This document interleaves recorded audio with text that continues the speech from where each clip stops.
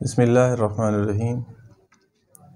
عقائد صحابہ میں سے حضرت ابو ذر غفاری رضی اللہ تعالیٰ کا اسلام لانا۔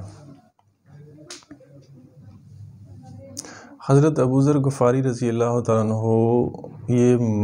مدینہ منورہ سے تقریباً کوئی 150-200 تقریباً کلومیٹر کے فاصلے کے اوپر ایک بہت بڑا پہاڑ، اس کے اوپر جو ہے وہ آبادی گھر بنے ہوئے ہیں۔ آج بھی ہم جب غزوہ بدر کی طرف جا رہے تھے تو راستے میں جو ہے نا وہ ان کی وہ رہائش گاہ بھی آتی ہے، تو وہاں پر جو ہے نا مکان بنے ہوئے آج بھی، کیونکہ اب وہاں آبادی نہیں ہے، لیکن مکان اس وقت کے وہاں پر، کیونکہ یہ پہاڑ کے اوپر قبیلہ غفار جو ہے نا وہاں پر آباد تھا، اور وہاں سے نکل کر یہ مدینہ آ جاتے ہیں، یعنی اتنی قربانی کر کے۔ تو یہ ان کا تھوڑا سا جو ہے نا وہ انٹروڈکشن ہے کہ وہاں سے قبیلہ غفار سے نکلتے ہیں، اس لیے ان کو جو ہے نا وہ ابو ذر غفاری کہتے ہیں۔ یہ قبیلہ غفار سے تھے، تو آج بھی وہ وہاں پر جو عمارتیں ہیں، چھتیں تو مطلب ان کی جو ہے نا وہ نہیں ہیں، لیکن وہ دیواریں پتھر کی جو بنی ہوئی ہیں ابھی ایسے ہی جو ہے نا پہاڑی کے اوپر جو ہے نا وہ قبیلہ غفار ایز اٹ از موجود ہیں۔ تو بہرحال حضرت ابو ذر غفاری رضی اللہ عنہ مشہور صحابی ہیں جو بعد میں بڑے زاہد اور بڑے علماء میں سے ہوئے۔ حضرت علی کرم اللہ وجہہ کا ارشاد ہے کہ ابو ذر رضی اللہ عنہ ایسے علم کو حاصل کیے ہوئے ہیں جس سے لوگ عاجز ہیں، مگر انہوں نے اس کو محفوظ کر رکھا ہے۔ جب ان کو حضور اقدس صلی اللہ علیہ وسلم کی نبوت کی پہل خبر پہنچی تو انہوں نے اپنے بھائی کو حالات کی تحقیق کے واسطے مکہ بھیجا کہ جو شخص یہ دعویٰ کرتا ہے کہ میرے پاس وحی آتی ہے، آسمان کی خبریں آتی ہیں، ان کے حالات کو معلوم کریں، اس کے کلام کو غور سے سنیں۔ وہ مکہ مکرمہ آئے، حالات معلوم کرنے کے بعد اپنے بھائی سے جا کر کہا، میں ان کو اچھی عادتوں اور عمدہ اخلاق کا حکم کرتے ہوئے دیکھا۔ ایک ایسا کلام سنا جو نہ شعر ہے نہ کہانوں کا کلام ہے۔ حضرت ابو ذر رضی اللہ عنہ کی اس مجمل بات سے تفشیشی نہ ہوئی، یعنی ان کی تسلی نہ ہوئی، تو خود سامان سفر کیا اور مکہ پہنچے اور سیدھے مسجد حرم میں گئے۔ حضور صلی اللہ علیہ وسلم کو پہچانتے نہیں تھے اور کسی سے پوچھنا مسلط کے خلاف سمجھا۔ شام تک اسی حال میں رہے۔ شام کو حضرت علی کرم اللہ وجہہ نے دیکھا کہ ایک پردیسی مسافر ہے۔ مسافروں کی، غریبوں کی، پردیسیوں کی خبر گیری، ان کی ضرورتوں کا پورا کرنا ان کے حضرات کی گھٹی میں پڑا ہوا تھا، اس لیے ان کو اپنے گھر لے گئے اور میزبانی فرمائی، لیکن اس کے پوچھنے کی کچھ ضرورت نہ سمجھی کہ کون ہے، کیوں آئے۔ مسافر نے بھی کچھ ظاہر نہ کیا۔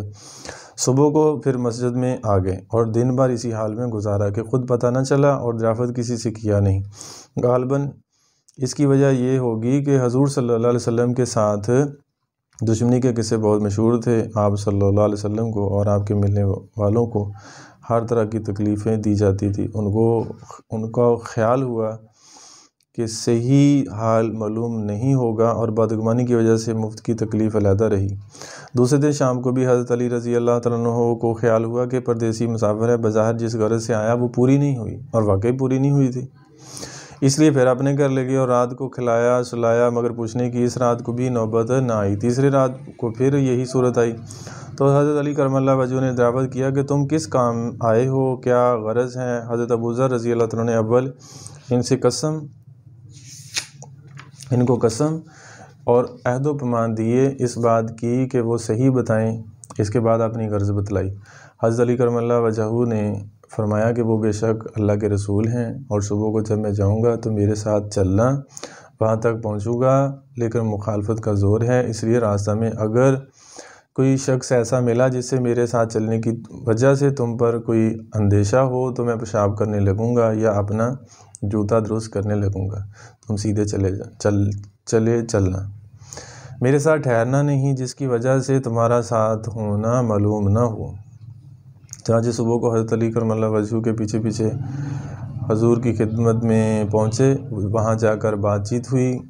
اسی وقت مسلمان ہو گئے۔ حضور اقدس صلی اللہ علیہ وسلم ان کی تکالیف کی خیال سے فرمایا، اپنے اسلام کو ابھی ظاہر نہ کرنا، چپکے سے اپنی قوم میں چلے جاؤ، جب ہمارا غلبہ ہوا اس وقت چلے آنا۔ انہوں نے عرض کیا، یا رسول اللہ اس ذات کی قسم جس کے قبضے میں میری جان ہے، اس کلمہ توحید کو ان بے ایمانوں کے بیچ میں چلا کر پڑھوں گا۔ چنانچہ اس وقت مسجد حرم میں تشریف لے گئے اور بلند آواز سے اشہد ان لا الہ الا اللہ وحدہ اشہد ان لا الہ الا اللہ واشہد ان محمد رسول اللہ پڑھا۔ پھر کیا تھا کہ چاروں طرف سے لوگ اٹھے اور اس قدر زخمی مارا کہ زخمی مرنے کے قریب ہو گئے۔ حضور صلی اللہ علیہ وسلم کے چاچا حضرت عباس رضی اللہ عنہ جو اس وقت تک مسلمان بھی نہیں ہوئے تھے،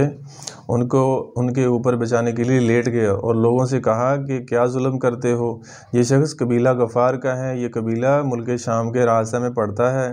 تمہاری تجارت وغیرہ سب ملک شام کے ساتھ ہے، اگر یہ مر گیا